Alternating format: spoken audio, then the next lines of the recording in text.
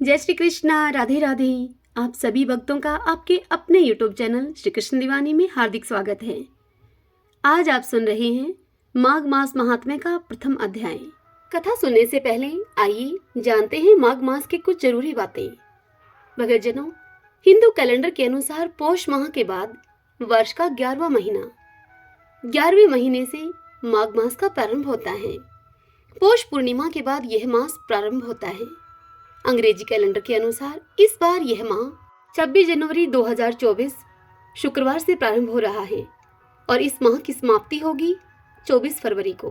मास की महिमा और महत्व का वर्णन पुराणों में अधिक मिलता है। माघ माह में गंगा के तट पर वार्षिक कुंभ मेले का आयोजन होता है। इस महीने में गंगा नदी में स्नान और दान का खास महत्व है। मास में माँ गंगा, सूर्यदेव और भगवान विष्णु की पूजा करने का विशेष फल मिलता है। इस महीने में गंगा स्तोत्र और गंगा की स्तुति का पाठ करना भी बहुत शुभ माना गया है। माघ मास में दान करने का बहुत महत्व है। हमारे पुराणों में अनेक दानों का उल्लेख मिलता है, जिसमें अन्नदान, विद्यादान, अभयदान और धनदान को ही श्रेष्ठ माना गया है। ऐसा करना पुण्य भी है। दान करने से इंद्रिय भोगों के प्रति जो आसक्ति होती है वह छूटती है, मन की ग्रंथियां खुलती हैं, जिससे कि मृत्यु काल में लाभ मिलता है। माघ मास में खिचड़ी, घी, नमक, हल्दी, गुड़ और तिल का दान करने से महापुण्य फल की प्राप्ति होती है। माघ मास या माघ पूर्णिमा को संगम पे स्नान का बड़ा महत्व है। संगम नहीं हो तो गंगा, गोदावरी, कावेरी, कृष्णा, शिप्रा, सिंधु, सरस्वती, ब्रह्मपुत्र आदि पवित्र नदियों में स्नान करना चाहिए।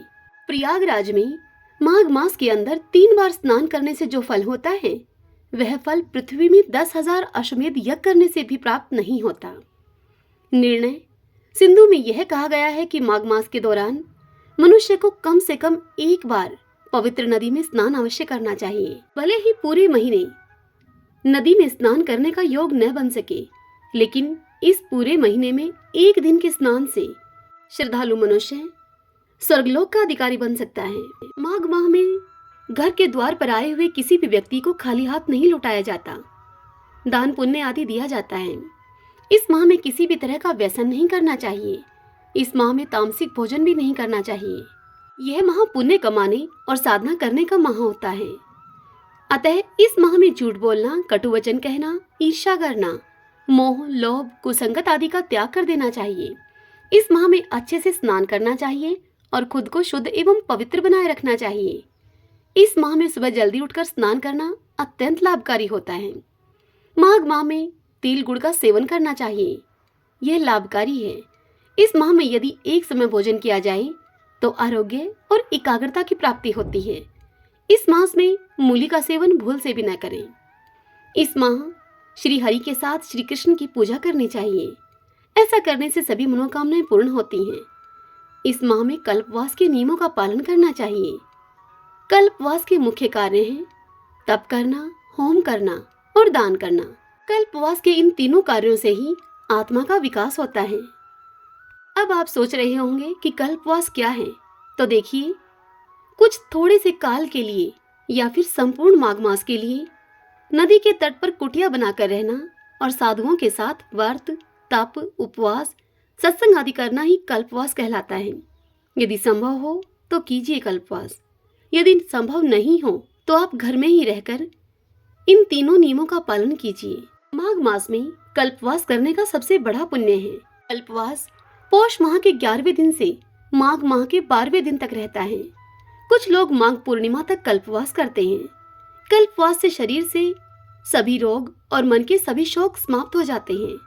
ब्रह्मा, विष्णु, महादेव, रुद्र, आदित्य तथा मरुदगण माघ मास में प्रयागराज के लिए यमुना के संगम पर गमन करते हैं। माघ के महीने में सत्संग करना चाहिए। माघ के महीने में मंदिरों, आश्रमों, नदी के तट पर सत्संग, प्रवचन के साथ माघ महात्म्य तथा पुराण कथाओं का आयोजन किया जाता है। आचार्य विद्वानों के द्वारा धर्माचरण की शिक्षा देने वाले प्रसंगों को श्रोताओं के समक्ष रखा जा रहा है। कथा प्रसंगों के माध्यम से तन मन की स्वस्थता बनाए रखने के लिए अनेक प्रसंग सुनाए जाते हैं। सत्संग से धर्म का ज्ञान प्राप्त होता है। धर्म के ज्ञान से जीवन की बाधाओं से मुकाबला करने का समाधान मिलता है। माघ के महीने में स्वाध्याय करना चाहिए। स्वाध्याय के 2 अर्थ हैं। पहला है स्वयं का अध्ययन करना और दूसरा धर्म ग्रंथों का अध्ययन करना। स्व अध्याय करने से आपके जीवन में सकारात्मक ऊर्जा का संचार होता है और इससे आपको खुशी भी मिलती है, संतुष्टि मिलती है। हमारे पुराणों में वर्णित है कि इस माह में पूजन अर्चन में स्नान करने से नारायण को प्राप्त किया जा सकता है और स्वर्ग की प्राप्ति का मार्ग भी खुलता है। महाभारत के एक दृष्टांत में उल्लेख मिलता है कि माघ माह के दिनों में अनेक तीर्थों का समागम होता है। वहीं पद्म पुराण में इसका वर्णन कुछ इस प्रकार से मिलता है कि अन्य मास में जप तप और दान से भगवान विष्णु उतने प्रसन्न नहीं होते जितने कि माघ मास में नदी तथा तीर्थ स्थलों में स्नान करने से होते हैं। मान्यता ऐसी भी है कि माघ मास की पूर्णिमा को नदी स्नान और दान देने से सूर्य और चंद्रमा युक्त दोषों से मुक्ति मिलती है। मास में कुछ महत्वपूर्ण व्रत होते हैं जैसे कि षट तिला एकादशी, तिलकुटा चतुर्थी, रथ सप्तमी, भीमा अष्टमी, मौनी अमावस्या, जय एकादशी, संकष्टी चतुर्थी आदि। इनका भी पालन करना चाहिए। इस मास में स्नान, दान, उपवास और भगवान माधव की पूजा अत्यंत फलदायी होती है। माघ मास की द्वादशी तिथि को दिन रात उपवास करके भगवान माधव की पूजा करने से उपासक को राजसूय यज्ञ का फल प्राप्त होता है। यह तो थी माघ मास के विषय में समस्त जानकारी। आइए अब हम माघ मास महात्म्य का प्रथम अध्याय सुनते हैं। सभी बोलिए विष्णु भगवान की जय। ओम नमो भगवते वासुदेवाय। प्राचीन काल की बात है। अत्यंत पवित्र तीर्थ स्थल श्री नैमिषारण्य क्षेत्र में मुनिजनों ने श्री सूत जी से प्रार्थना करते हुए उनसे निवेदन किया।